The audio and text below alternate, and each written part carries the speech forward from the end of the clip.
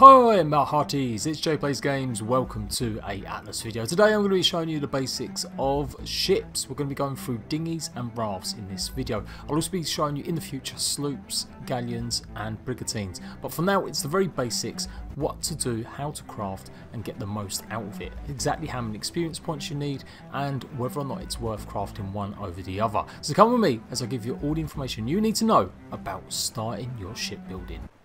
So first things first, you need to claim a piece of land so that you can put your shipbuilding yard, your tiny docks, all the things you need to build a raft and a dinghy. To do this, it normally takes about 10 minutes on official servers at the moment, but of course early access, it may change, they may implement at different times or they may implement different ways of starting out, but generally that's how you do it at the moment. Once you've done that, you then have to start thinking about the skills needed so that you can craft a tiny shipyard.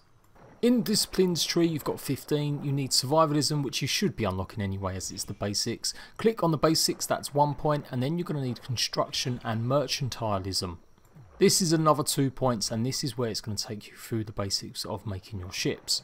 On the construction and mercantilism tab, click the basics of building and then click on the weaver. All in all, this is going to cost you at least 6 points. So you can see I've unlocked all the skills here on my unofficial server just to show you the correct branches and paths. Sink another 2 points into the secrets of building and this will unlock the seamanship discipline. By now you should have had to have used 10 skill points to acquire all of these skills. And you'd have also unlocked 3 discipline paths: survivalism, construction and mercantilism and seamanship.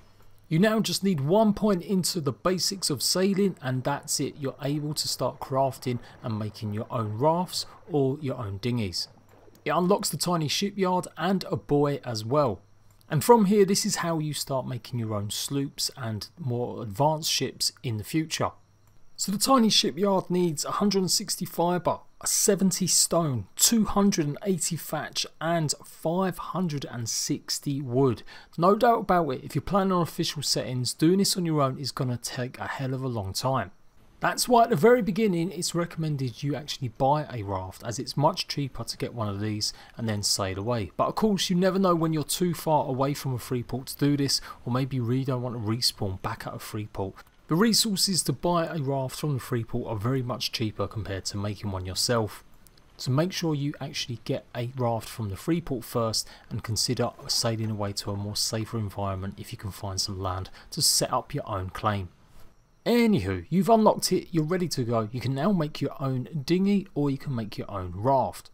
So once your base is claimed, once your land is claimed, go ahead and pop your tiny dockyard into the water. You do need to make sure it's deep enough into the water, but you should be able to join it from land without having to swim. Once that's complete, you need to gather the materials now to make either your raft or your dinghy. If you are worried about other players coming and griefing you on PvP servers, just note the tiny shipyard does have 5,000 health normally. It would take a lot of effort to destroy one of these and there is really no point as it doesn't hold or store any materials. Aim down at your docks and press the E key and it will bring up exactly what one you want to make, either your dinghy or your raft. To craft your dinghy you're going to need 240 fibre, 220 thatch and 180 wood. Dinghies really are about transport from larger ships and possibly in an emergency if it was the only thing you had to hand to try and get from a small island to another. They're not really for going and exploring the deep waters. For that end, they don't have a lot of health either, they're very easily destroyable and they can only hold up to 5 players initially. You can pop some points into your raft but you can't really do anything with your dinghy, you can't increase its health or its weight. By holding the S or D key you will turn left or right, and obviously by going forward at the same time by holding your W key, that is how you'll steer your dinghy. They can get stuck over shallow waters if there's rocks underneath you, so be careful of that too, and you'll have to reverse, and you can reverse with them but again it takes a while. They do move a little bit glitchy, it really isn't the best way to travel. Because they have such low health, they're not very good either in a combat situation. So if you are getting fired upon by some cannons, you better get prepared for your dinghy to be gone. Next up is the raft. Now this is going to be your main transport for a very long time if you're starting out, or it could be your emergency transport if you're trying to get across to other companions in your companies. The raft is going to cost you 125 fibre, 60 hide and 250 wood. It is advisable that you really start thinking about getting some sort of metal tools and unlocking the skills you need for that. I am going to be doing character builds. I'm going to be showing you the best way how to get the maximum resources using skills in combination with more advanced tools. So you've got your raft and now you can start sailing the seas. You can name your raft and now you can also look at what you can upgrade in the future. But first, let's get the basics of sailing out the way and then we'll talk about how and what you can do with your raft. Aiming at your sail and holding the E key will bring up your radial dial where you can open the sails, you can close the sails, you can fully close the sails and you can rotate the sails. If you immediately click on open sails, you will start shooting off if the wind is going in the right direction. The top right hand side there, you can see the white arrow, that's the way the wind is blowing. Then you've got the green bar that shows you've got full speed. If that green circular, half circular goes red, it means the wind is against you and you're not going in the correct direction. If the wind is against you, you'll find it very hard. In fact, you're pretty much stuck stand still. There are a few tricks you can do. You can rotate the sail left and right and you can even go against the wind, but it's still very slow progress. The idea is you have to sail along the way the sea goes with the breeze pushing you in the right direction. So you can adjust it and make your way around islands rather than always heading straight to it. You can adjust your sails so they're only 50-60% open or closed, and you can see I'm doing this with the radial dial. This works with a controller as well, so if you do like using a controller like I do sometimes, it does work. If you close all the sails, you will come to a full stop and then you can adjust your position. It is best maybe to make sure you get used to this early on. Play around in a lagoon or just in the port area and make sure you know how to steer your raft correctly. But think of it more or less as the directions you want to go. By tapping it on here, I'm going to be going in that direction. The raft will steer around. Now it won't keep spinning in that direction. Once it gets to that point, it will stop. And that's how you can guide your raft across the seas. I'm pretty much dead in the water at the moment because the wind is pushing against me. So there is a trick, as I said. Keep going left and right of the zero of the middle mark with the sails and you kind of skip and hop your raft forwards. You can gain a little bit of motion with this, but really you're probably just going to have to go with the wind as best as you can. Now let's talk about upgrades and what you can do. The bare essentials are you're going to need to put a bed on your raft for long journeys, as frequently you'll probably die in the first few days if you haven't got lots of food and water. You can upgrade your ship. You can upgrade it so that you can increase the weight, the stuff that it can hold. You can increase the amount of beds, so how many spawn points can be on the raft. You can increase how many players can be on the raft before it starts taking damage and sinking. And you can increase the strength of the raft, basically how much damage it can take. Also FYI, if you level up your ship, it makes it even longer for someone to steal it. Currently, if you have an unleveled ship, it takes around 2 hours to claim that raft. Dinghies can be claimed in just under a minute. I reckon that lot's going to change though as we go through early access, so just bear that in mind. If you do leave your raft anywhere, people will be able to steal it on PvP servers. In each of the weight, the crew, the sturdiness and the accommodation, by increasing points you'll increase how much you can have, as I mentioned. In weight terms, every time you put a point in you'll get 30 plus additional weight.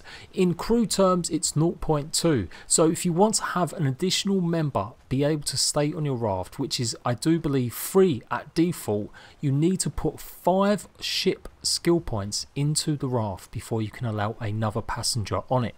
That's the same for accommodation as well. By adding 5 points into your raft, you'll be able to add 1 more boat. You'll also be able to have better crew anchor repairing speed, and you'll also reduce the overall crew payment amount if you've got NPCs.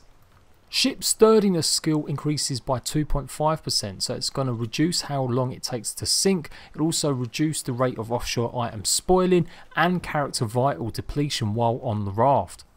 Really, initially, if you're on your own and you're sailing around on a raft, pump all your stats into weight and pump it into sturdiness. Don't bother with crew and don't bother with accommodation. Of course, if you are palling around and you're going to be sailing with friends, then you may need to think about that additional crew. You gain experience by sailing. That is simply it. Just keep sailing around on your raft and you'll keep gaining XP that you can put the skill points into it.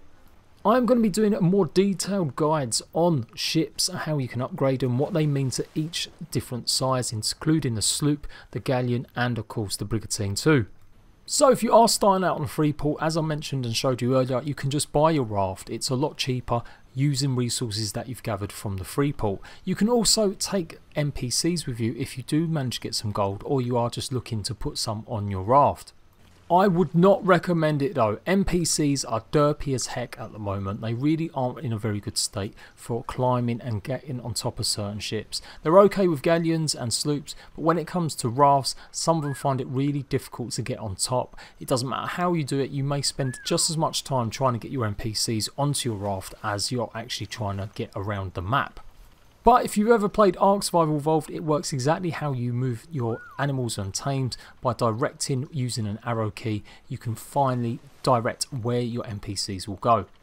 Of course, it doesn't matter if it is a raft, a sloop or any other style ship, your NPCs will also still require gold no matter what. So I really wouldn't bother using NPCs. If you have got some gold somehow been raiding someone, don't use them unless you've got yourself a much more advanced ship. You also can't direct NPCs to do anything. They can't steer a raft like they can with other ships or go and man certain points. So again, just to really highlight, don't bother NPCs on rafts. Go ahead and place a bed down as soon as you can, and you'll obviously respawn at this every time. There is, I do believe, a 1 minute cooldown on official servers if you do die. But again, this may change during the early access period. It may have changed already. Your raft should have around 10,000 health, so it's going to take a significant amount to really do any damage to it. However, it can be damaged by cannons quite easily, and if you manage to get your raft on some rocks or you run into the ground, you can quickly destroy your raft. So make sure you invest in the repair skill, which is also under construction and merchandism basics. This is pretty much a given. You're going to need this skill to repair your ships in the future, as well as other buildings. Obviously, once you start upgrading and you're getting more skill points that you can use, you can put different types of crafting benches on your raft. But again, be careful you're not over encumbersome or you're not putting too much on board. The very basics should be at least one storage chest and at least one bed. I'm about halfway at the moment, between 550 up to 1,000 of my weight limit on this raft. When you're upgrading your stats in weight, you're not really doing it to be able to hold more items. You're doing it so that you can just go faster in the water. As I mentioned though, be careful you don't overfill it and put too many items in your smithy or your smelter, whatever you're putting on your raft, or it will break just like this one here. Although to be fair, I did give myself a bunch of items there, hence why it was overweight. I am Jade Plays Games. That has been the very basics of sailing in Atlas, how to build your first dinghy, why you don't really need them, and raft, the do's, the don'ts, and some top tips for you. If this has helped you out, please leave me with a like, and I'll see you rat bags for another video very soon. Bye bye.